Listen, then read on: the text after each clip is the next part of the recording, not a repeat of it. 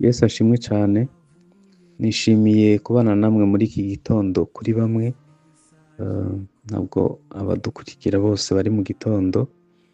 Hanyuma ndagushimira ko wemeye kubana nanjye kuri iyi cano kugira ngo tujye dusangira iby'Imana iduhaye gusangira. Warakoze kubana natwe kuva tugitangira amasengesho y'iminsi 3. Warakoze kubana natwe icyumweru cyakurikiyeho, dusenga imigoroba mbere yo kuryama. Warakoze nanone kugiye kubana natwe muri iki gitondo, kandi n'igitondo kizamara icyumweru cyose. Ijambo Imana ashize ku mutima nifuza ko dusangira, ari naryo tugiye gusengeramo mbere yuko dutangira imirimo, ni Zaburi 23. Umurongo wa mbere uravuga ngo Uwiteka niwe mwungeri wanjye, ntaco nzakena, cyangwa se ntaco nakenya. Iyi Zaburi igaragaza ubuhamya bw'ukuri. Buriya umuntu nakubwira ngo ibi ni amateka yanjye cyangwa se n'ubuhamya bwanjye, uzatega amatwi, biba bifite igisobanuro gikomeye, kubera ko ibyo avuga ntabwo ari amakuru yumvishe, n'ubuzima bwe. Iyo Dawidi avuga ngo Uwiteka niwe mwungeri mwiza, cyangwa se niwe mwungeri wanjye, ni umuntu yabayeho ubuzima aragira intama, kandi Imana imutangira ubuhamya ko ari umwungeri mwiza. Iyo agereranya rero Imana n'umwungeri, aba azi icyo avuze, kubera ko ni ubuzima bwe bwa buri munsi, ni ubuzima bwe bwa buri munsi.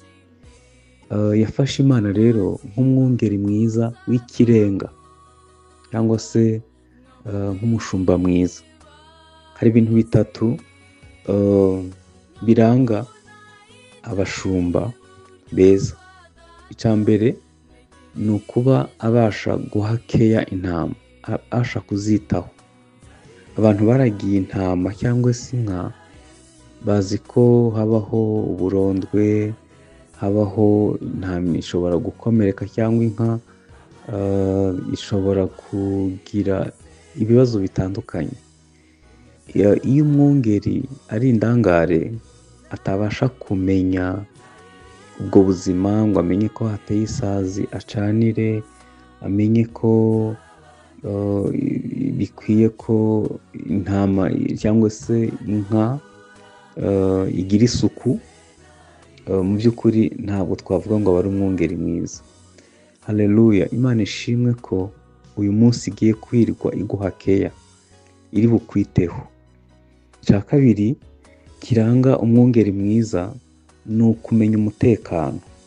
Mwibuke ko mu butayu haba inyamaswa z'inkazi, hari inzoka z'ubusabwe, hari idubu, hari intare, hari ibintu byinshi biba bibundikiye kugira ngo byangize cyangwa se byibe, cyangwa se byice umukumbi. Umwungeri mwiza rero amenya umutekano.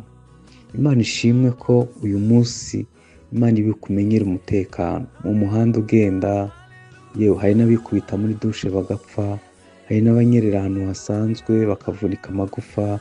Imana ikumenyera umutekano. Icya gatatu ni ukumenya imibereho, ibyo gufungura. Murabizi ko ibiryo n'amazi ku isi, ntabwo abantu bose banywa amazi meza, ariko umwungeri mwiza amenya ko intama ikeneye kunywa amazi, ikeneye gufungura neza. Muri kariya karere Bibiliya yandikiwemo, amariba aba ari maremare, yashobora kuba afite metero hafi 100. Kugira ngo ubonere amazi umukumbi, wabaga uri umuntu utari umunebwe. Nagira nkubwire ko Imana ntabwo igira ubunebwe. Icya mbere iguha keya ku kumenyera utudetaye tw'ubuzima. Icya kabiri n'umutekano. Icya gatatu ni ukukumenyera iby'ibanze. Yesu yavuze iki? Yaravuze ngo ntimukiganyire ibiryo n'imyambaro, ntimukiganyire ngo ejo nzamerane. Data asanzwe azi ko ibyo mubikeneye. Imana ishimwe ko imenya n'utwo tudetaye. Bibiliya yo iravuga ngo Yesu ni umwungeri mwiza, ni nawe yabyivuzeho muri Yohana 10 yaravuze ngo ngende umwungeri mwiza. Umwungeri mwiza ni umwungeri umenya ibyo bintu byose. Mvuze bitatu, ushobora kubigira bitanu cyangwa se ukabigira 10. Imana igukorere ibingana n'ibyo wiringiye cyangwa se wizeye kuri yo. Dawidi yavuze ngo Uwiteka niwe mwungeri mwiza. Umwungeri mwiza ni umwungeri w'umunyamwuga, umuprofesiyoneri mu kubikora. Haleluya! Imana ishimwe. Imana ni inyamwuga mu kuduha umutekano. Imana ibikora kinyamwuga mu kumenya, mu kuduha keya. Imana ibikora kinyamwuga kumenya iby'ubuzima bwacu bukeneye. Uwiteka niwe mwungeri uruta Dawidi. Ngira mbafitiye inkuru nziza, uruta Dawidi ari hano ni Yesu umwana w'Imana. Akumenyere buri kimwe cyose uri bukenere uyu munsi. Hanyuma ijambo rivuga ngo ntaco nakenye cyangwa se ntaco nkenye riragaragaza, reka nsubire inyuma ho gato. Iyo avuze ngo ni umwungeri wanjye, ntabwo bivuze ngo ni umwungeri wa twese, oya, ahubwo biragaragaza isano iri hagati ya Dawidi n'Imana. Icampa ukamenya ko uri umwihariko ku Mana, hanyuma ukamenya ko Imana iguha keya by'umwihariko, ugahita wubaka ubwo busabane n'icizere ufitanye n'Imana, ukamenya ko ari umwungeri wawe wenyine. Nagira nkwibutse ko uri ikinege ku Mana. Ntawavutse imbere yawe, ntawavutse inyuma yawe, urisa. Wowe uri ikinege ku Mana. Kuba uri ikinege rero, ukwiye no kubaka ubusabane n'umwungeri mwiza ku buryo akumenyera iby'umwihariko. Uri uw'agaciro mu maso y'Imana. Iyo avuga ngo ni umwungeri wanjye, ubihuze n'isengesho rya Data wa twese, aho rivuga ngo Data wa twese, umufate nk'aho ari so wawe wenyine, nta wundi muntu ari ku isi. Buriya nubwo hari kuba umunyabyaha umwe ku isi, Yesu yari kuza, kuko yaravuze ngo umwungeri mwiza asiga intama 99 akajya gushaka imwe yazimiye. Rero Yesu yavuze, Dawidi yaravuze ngo Imana ni umwungeri wanjye njyenyine. Imana ikwiteho nkaho uri umwe ku isi. Imana iguhekeya. Nkunda Imana iyo iri kwita ku muntu wagira ngo nta bandi bantu babaho. Iyo Imana ikinguye imiryango ugira ngo nta bandi bantu bari babikeneye. Imana ikwiteho, kandi icyo cyizere ugirira Imana kizamuke. Haba ubusabane bwawe n'Imana muri babiri, kuko Imana niyo soko y'ibyiza kuri wowe. Imana niyo soko y'umutekano. Imana niyo soko y'amahoro. Imana niyo soko y'ibyiringiro. Imana niyo soko y'imbaraga. Imana niyo soko y'ibyiza ugeraho. Buriya nta n'icyo umuntu ashobora guhabwa atagihawe na Data wa twese. Nta n'icyiza wakora muri kamere yawe utabishobojwe na Data wa twese. Imana ishimwe kubiva mu mubano wawe ugirana n'Imana. Iyo rero bivuga ngo niwe mwungeri wanjye, ntaco nakenye cyangwa se ntaco nkenye, ndakwifuriza ko ubaho ntaco ukenye kandi ukazabaho ntaco wigeze ukena, kuko kwa Data hari byose. Iyi zaburi ni zaburi tuzareba umurongo umwe kugeza irangiye. Nkwifurije gufashwa nayo. Uwiteka niwe mwungeri wanjye, kandi niwe mwungeri mwiza, ntaco nakenye.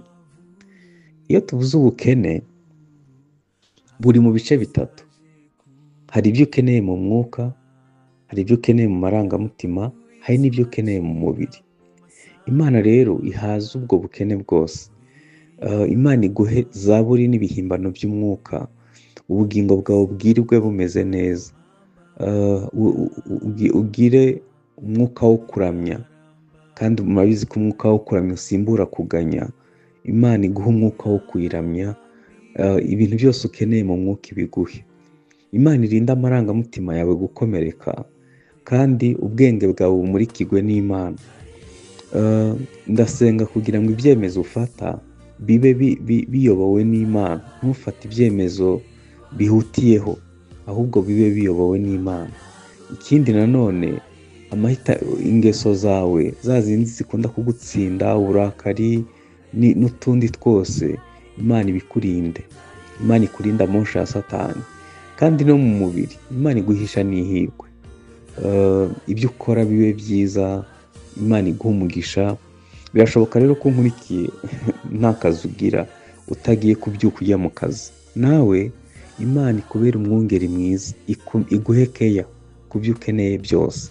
Imana ibane nawe, ikwiteho mu izina rya Kristo Yesu, amen. Mana mwungeri mwiza, turagushimiye, izina ryawe nirishimwe. Turagushimiye ko watwishingiye ukemera kuba umwungeri wacu, ukatumenyera buri kimwe cyose dukeneye, ukamenya mwami ibyo dukeneye mu mwuka, mu bugingo n'umubiri. Ndasenga kugira ngo muri iki cyumweru mu izina rya Yesu Kristo, muri ibi bitondo uzabane natwe, buri gitondo cyose uzaduha ibikwiriye, imbabazi zawe zizabane natwe.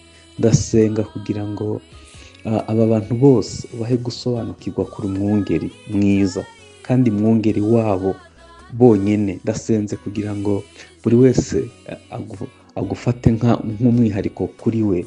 Mwami Yesu Kristo, uri Imana ya rusange, ariko ushobora no kuba Imana y'umuntu ku giti cye.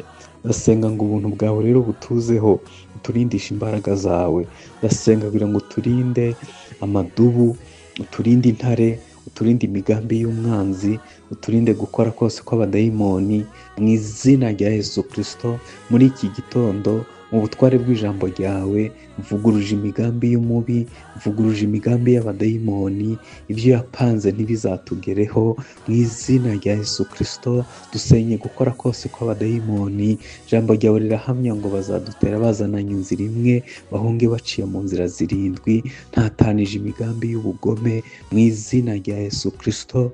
Turagushimiye kuri umwungeri wacu, utubere umutekano. Ndagushimiye kuri umwungeri wacu, utumenyera amahoro, utumenyera ari we mugisha, ari we soko y'ibyiza kuri twe. Ubane na buri wese mwami. Ndasengeye abantu babyutse bajya mu kazi kugira ngo bahisha n'ihirwe, ubahe kugirirwa neza. Mwami Yesu Kristo, ni wowe mwami utubashisha kugera ku byo wifuza kandi bivuye mu kuboko kwawe. Twakiriye imigisha iva mu kuboko kwawe, twakiriye ibyiza waduteguriye. Tugushimiye impano y'ubuzima, tugushimiye imigambi dufiteho, tugushimiye ko utugirira neza ku manywa na nijoro. Mwami Yesu Kristo, iki gitondo ndasenze kugira ngo abagiye gutanga serivisi, Mana ubarinde imigambi mibi, ubarinde abantu babi mu izina rya Yesu Kristo. Ndasenga kugira ngo mu mwuka wacu uduhe kwirwana zaburi n'ibihimbano by'umwuka, uduhisha n'ihirwe kuri buri kimwe, udushoboze kugera ku ntego ku byo dukora byose. Reka imbaraga zawe mwami zibane natwe muri byose. Ndasengeye abatari bugiye mu kazi kugira ngo bakingurire imiryango y'umugisha, ubarinde kwiganyira, ubarinde imigambi y'umwanzi mu izina rya Yesu Kristo. Kandi uracatungisha abantu manu. Ndasenze kugira ngo ugirire neza buri wese nk'uko akwiringiye, imbaraga zawe zikora imirimo ikomeye. Reka twese mwami buze kugoroba tuvuga ngo Uwiteka mbere umwungeri ntaco nakenye. Ntihagire ugira ico akena mu izina rya Yesu Kristo. Umare ubukene bwacu, uhaze ubukene bwacu mu izina rya Yesu Kristo. Gukiranuka kwacu ni hafi ya ntako, ariko udushoboje twashobora, udukomeje twakomera. Ndasenga kugira ngo ibiganza byacu bigire umugisha, uturindishe imbaraga zawe, uduhindure abahesha b'umugisha ku bandi mu izina rya Yesu Kristo, mu izina rya Yesu Kristo, mu izina rya Yesu Kristo. Turasengeye abantu turi kumwe kuri iyi cano bari mu bihugu mwami, bo babyutse, n'abandi bagiye kuryama, n'abandi bari ku manywa. Ndasenze ngo ubuntu bw'Imana bubane na buri wese mu izina rya Yesu Kristo. Imbaraga zawe zikora imirimo ikomeye, wiyubahisha muri byose. Izina ryawe ryubahwe kubw'imigambi yawe. Turagushimiye ko watubereye umwungeri. Nibutse ko watubereye umwungeri, buri wese mu myaka amaze mu buzima watubereye umwungeri. Wadukijije ibyaduhigaga, wadukijije imigambi y'umwanzi, wadukijije gukora kw'abadayimoni, waduhaye impano y'ubuzima buri munsi, none dufite imyaka ingana nk'iyo dufite. Izina ryawe nirishimwe ko watubereye impungeri, kandi ndagushimiye ko umurimo wawe utawukora igice. Abo wahetse bazagira mu zabukuru ukibaheka, barinde basesa imvi ukibaheka. Ndasenze kugira ngo dushoboze kugira amakakama n'itoto uko twatewe mu rugo rwawe. Ubane na buri wese mwami, utugirire neza muri byose, uduhe mwami, uduhuze n'abantu beza b'umugisha, kandi natwe udushoboze kuba umugisha ku bandi, ubuntu bw'Imana budutwikire. urakoze kubasha gukora ibiruta cyane ibyo dusaba, urakoze kubana natwe, urakoze kuduha umugisha mu izina rya Kristo Yesu, amen.